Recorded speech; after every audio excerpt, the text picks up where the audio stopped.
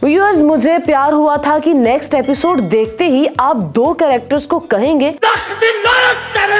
बल्कि अब तो महंगाई भी बढ़ चुकी है, इसीलिए 2 या 3 लाख दी लानत बोलेंगे आप। क्या बात, ये बात है। और ये दोनों हैं लीड कैरेक्टर्स, यानी माहिर और साद। और पता है, ज्यादा गालियों की हकदार माहिर नहीं बल्कि साद है, साद।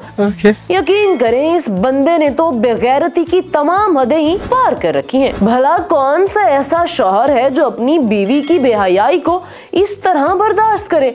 बल्कि शौहर ही नहीं, बीवी भी अपने शौहर की बेहयाई को कभी बर्दाश्त नहीं कर सकती। बात तो सही है। मगर साद साहब ऐसे थोड़ी हैं। वो तो माहिर के इश्क में इस कदर दीवाने हो चले हैं कि अपनी गैरत को ही छुट्टी पे भेज दिया और पहन लिया बेगैरती का लिबास।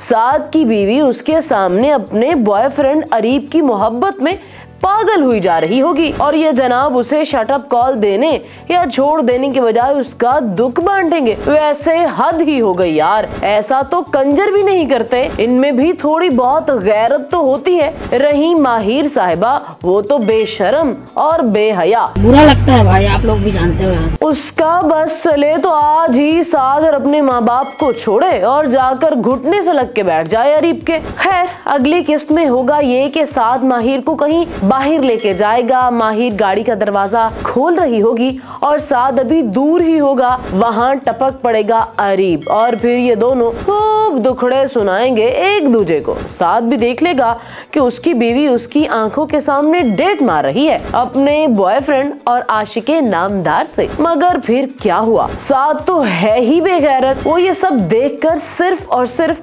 परेशान होगा और बस मजाल है जो वो अपनी बीवी को कहे कंट्रोल के शर्म करो शर्म, तू मेरे निकाह में होते हुए क्यों रंगरलियां मना रही है अपने बॉयफ्रेंड से। खैर, यहाँ से राब्ते बहाल हो जाएंगे अरीब और माहिर के। इसीलिए तो साद की बहन नीलो मन्नत समाजत करेगी माहिर की, उसे बोलेगी कि हाय मेरा भाई बहुत परेशान है, प्लीज मेरे भाई के साथ ये नहीं करो। ओ भाई, आखिर ये चल क्या रहा है? क्यों सबके सब बेगैरत दिखाए गए हैं इस ड्रामे में? नीलो माहिर को ये भी बताएगी कि साद का एहसान है उस पर। वो बोलेगी कि उसने तुमसे निकाह किया था जब वो अमीर ज़ादा अरीब तुम्हें छोड़कर भाग गया था, मगर माहिर को कोई फर्क नहीं पड़ेगा उससे। वो सोचेगी कि कर रही है नीलो बकवास तो क्या हुआ, करने दो उसे, मैं अपने आशिक और बॉयफ्रेंड को तो नहीं छोड़ सकती ना, मैं शादीशुदा हूँ तो क्या हुआ। ओ बीबी, अगर जरा सी भी हया है ना तुझमें तो डूब मर तू चुल्लू भर पानी में। मगर साद और माहिर का गैरत से क्या ताल्लुक भला? और पता है, सबसे पहले जब माहिर को साद गाड़ी में बाहर लेकर जा रहा होगा ना, तो माहिर अरीब की जुदाई में टस्वे बहा रही होगी और फिर साद उसे बोलेगा कि बहुत तकलीफ होती है मुझे तुम्हारे आंसू देखकर। वाह क्या गैरत है, तालियां।